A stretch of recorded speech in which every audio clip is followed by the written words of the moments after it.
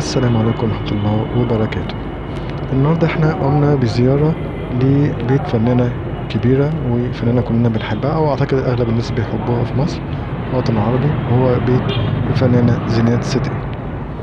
بيت الفنانة زينات صدقي في حي الأزبكية، تحديدا في شارع اسمه جلال باشا، وهي طبعا العمارة بتاعتها 4 شارع جلال باشا بالأزبكية، وهو يعني في ظهر مسجد الفتح، يعني قريب من ميدان رمسيس وشارع الجمهورية. ده طبعا مدخل البيت والاسانسير والسلم. يعني كنت بحاول اجيب لكم يعني مشهد عام من مدخل البيت بتاع زينات اللي هي عاشت فيه لحد اخر يوم في عمرها.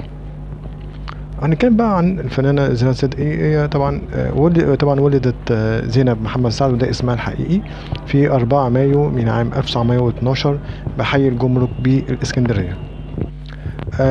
طبعا كانت يعني عندها موهبة الفن والتمثيل، ولكن طبعا كان والدها رافض موضوع ان هي تخش الفن وكده، فجوزها وهي يعني صغيرة. ولكن طبعا الجوازة ما كملتش، يعني طبعا قعدت سنة متجوزة وطلقت، فاضطرت ان هي تهرب من اسرتها وسافرت مع صاحبتها اسمها خيرية صدقي الى لبنان عشان تخش بقى مجال الفن والتمثيل.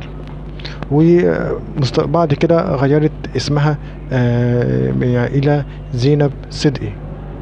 بعد كده لما رجعت مصر بقى رجعت على القاهرة وانضمت لفرقة نجيب الريحاني، واللي هو غير اسمها من زينب صدقي إلى زينات صدقي. انضمت بعد كده زينات الى فرقة اسماعيل ياسين. طبعا يعني اكتر فرقة كانت لها شهرة وصيت للفنانة زينات صدقي، وطبعا اكتسحت مجال الكوميديا النسائية مع عدد قليل من الفنانين زي ماري منيب ووداد حمدي. واشتركت طبعا زينات في اكتر من 400 عمل اللي هو افلام ومسرحيات. من اهم الاعمال طبعا اللي بقى ليس ماما، ليس حنفي، في بقى منه بقى اللي هو زي افلام كلها اسماعيل ياسين مستشفى المجانين، في 4 بنات وظابط، يعني مثلت افلام كتيره، يعني كلنا حافظين اغلب افلامها.